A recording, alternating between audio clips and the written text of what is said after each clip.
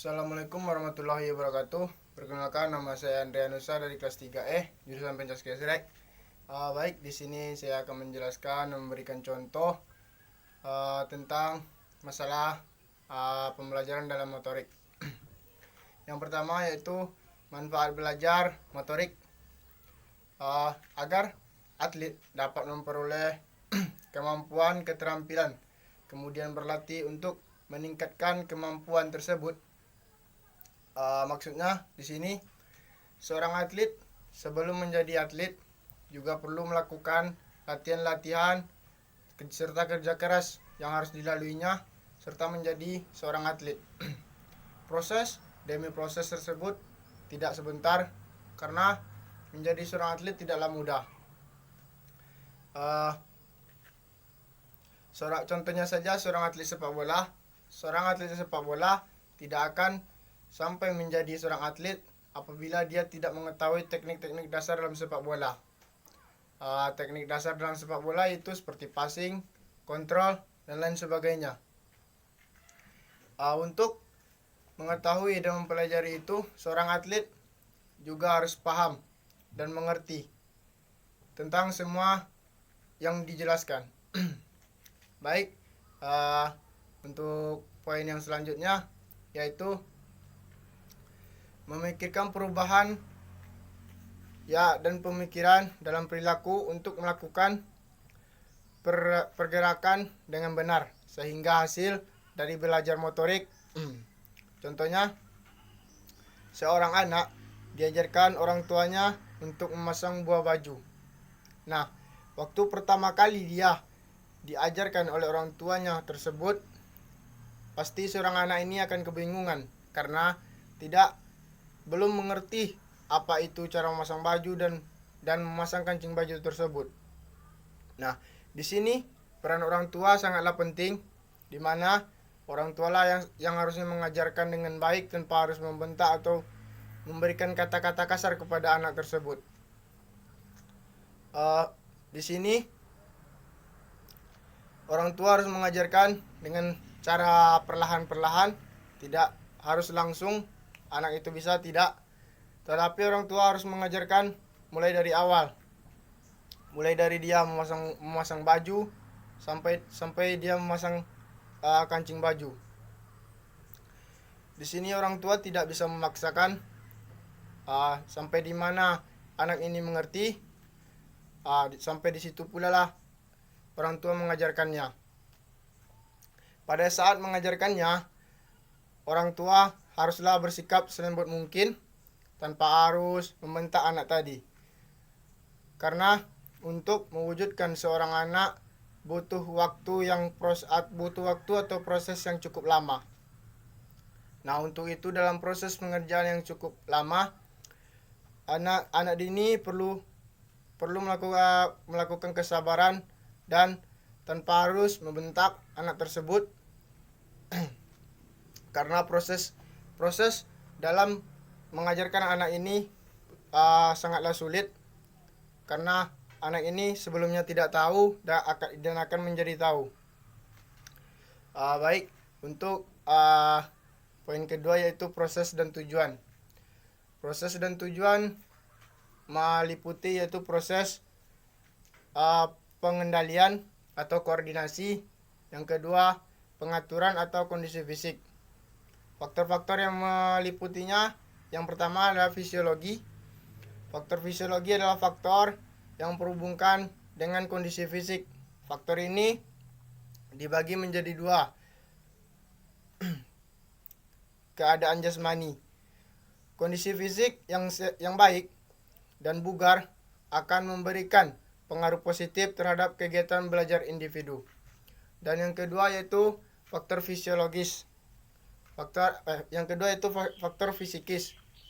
Yaitu faktor fisikis adalah faktor yang berkaitan dengan pengalaman belajar, kepribadian, sikap, dan keyakinan, konsep diri, dan motivasi. Maksudnya di sini pengalaman belajar di sini siswa terlebih dahulu harus memahami materi pembelajaran dan juga sebagai acuan bagi guru dalam membangun dan mengembangkan struktur atau metode pembelajaran. Untuk segmen selanjutnya yaitu hasil. Di sini untuk mendapatkan suatu gerakan yang baik. Di sini contohnya untuk mendapatkan suatu gerakan hasil yang baik, seorang siswa dari SD sampai SMA itu pasti memiliki hasil nilai rapor, dan juga apabila dari SD ke SMP itu juga mendapatkan ijazah. Nah, dari situlah hasil anak sekolah tadi yang ia dapat, apakah hasilnya baik atau buruknya, disitulah nilai tersebut akan ditentukan. Baik, untuk pembahasan selanjutnya yaitu tahap belajar motorik. Yang pertama yaitu tahap kognitif, yang kedua yaitu tahap asosiatif, yang ketiga yaitu otomatis. Yang pertama itu tahap kognitif. Baik, saya akan menjelaskannya, di mana ditandai dari usaha, terutama perilaku atau keterampilan baru yang paling lembut dan tidak tepat. Perkembangan kognitif ini merupakan tumpuan-tumpuan perubahan yang terjadi dalam rentang kehidupan untuk memahami, mengelola, dan mengetahui sesuatu. Contohnya di sini saya mengambil seorang ayah melemparkan bola kasti kepada anaknya dengan harapan anaknya tersebut menangkap atau merespon apa yang ayahnya lakukan tadi. Namun berbeda dengan lain hal, anaknya tadi tidak merespon atau tidak, hanya terdiam saja, tidak melakukan sesuatu apa yang ayahnya harapkan. Untuk percobaan kedua sama pergerakan anak tersebut tanpa gerakan, tidak ada gerakan dan tidak melakukan apa yang ayahnya tujukan. Dan percobaan ketiga sama lagi, tidak melakukan gerakan sama sekali. Nah, di sini peran orang tua sangatlah penting, di mana pada saat seperti inilah janganlah membentak anak tersebut karena anak tersebut tidak mengerti. Mengapa demikian tidak mengerti? Karena kita harus mengajarkan anak tersebut dari awal dulu. Kita ajarkan begini, kalau ayah melempar begini, kamu menangkap begini. Dengan proses ini sangatlah lama, tidak proses yang singkat. Lemparkan, anaknya tangkap, tidak begitu. Proses untuk pengenalan seperti ini sangat lama kepada anak. Di sini peran orang tua sangatlah penting. Janganlah berkata kasar atau keras kepada anaknya untuk mendidik anaknya supaya anaknya mengerti. Tapi malahan sebaliknya, kalau Anda mendidik dia dengan keras atau dengan kata-kata kasar, malah sebaliknya anak tersebut tambah tidak akan merespon. Nah, untuk itu peran orang tua di sini sangatlah penting. Selanjutnya yaitu faktor asosiatif. Faktor ini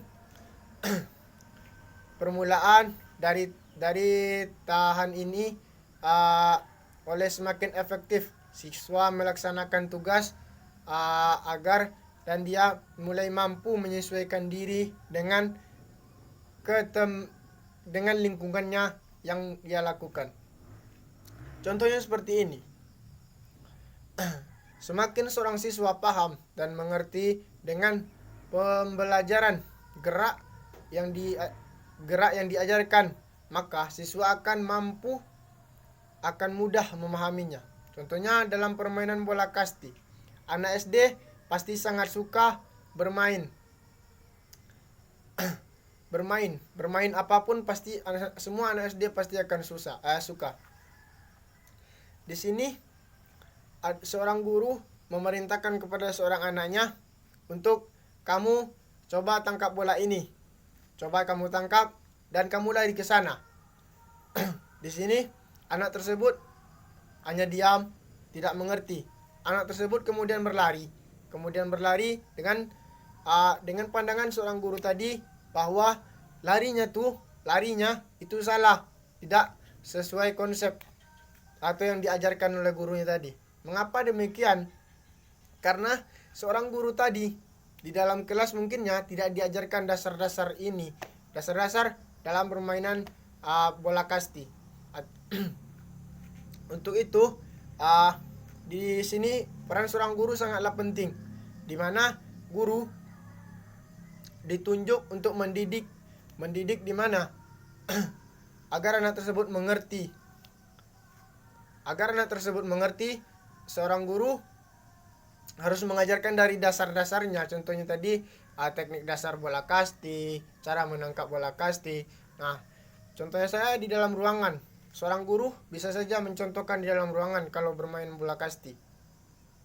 Contohnya yang teknik-teknik dasarnya saja. Nah, untuk itu agar anak ini paham dan mengerti bermain bola kasti dengan benar, seorang guru haruslah mengajarkan terlebih dahulu dari awal, dari dasar semuanya. Haruslah mengajarkan terlebih dahulu agar anaknya ini mengerti dan paham dan tidak kebingungan lagi.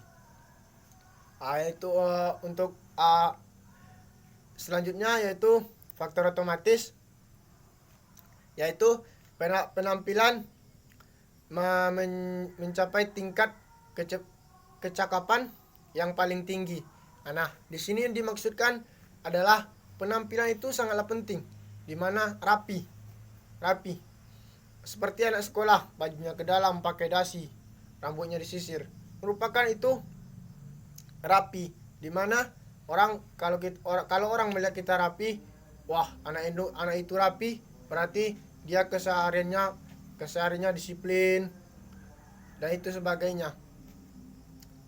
Nah, untuk selanjutnya yaitu yang terakhir perkembangan motorik. Perkembangan motorik ini terbagi menjadi dua, yaitu motorik kasar dan motorik halus. Motorik kasar merupakan gerak yang menggunakan otot-otot besar. Contohnya itu seperti berlari, melompat, melempar.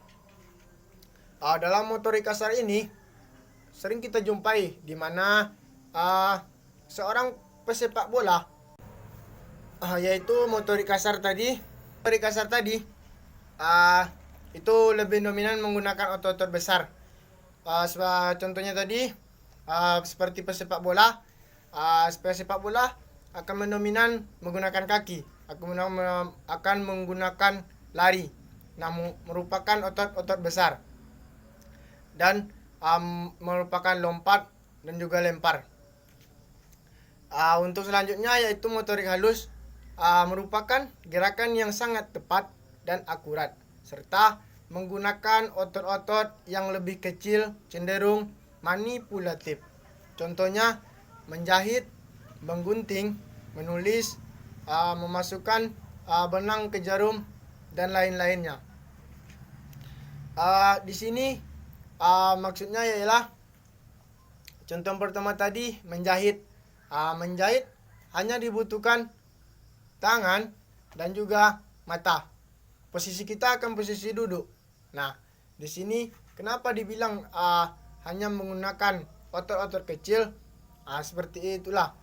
Karena menjahit hanyalah duduk dan tidak akan mengeluarkan banyak tenaga ataupun mengajarkan ion sebagainya. Dan yang kedua yaitu menggunting. Menggunting hanya menggunakan tangan dan mata. Untuk itu hal yang di sini yang diperlukan yaitu hanya menggunakan otot-otot kecil dan tidak menggunakan dengan otot besar. Beda halnya dengan motorik kasar tadi. Motorik halus ini lebih mendominan kepada gerakan-gerakan yang tepat dan akurat, di mana motorik halus ini lebih seperti ke menjahit tadi. Menjahit kan hanya menggunakan tangan dan mata. Dan juga menulis. Contohnya menulis, kita menulis di atas meja. Posisi kita duduk dan yang bekerja hanya tangan.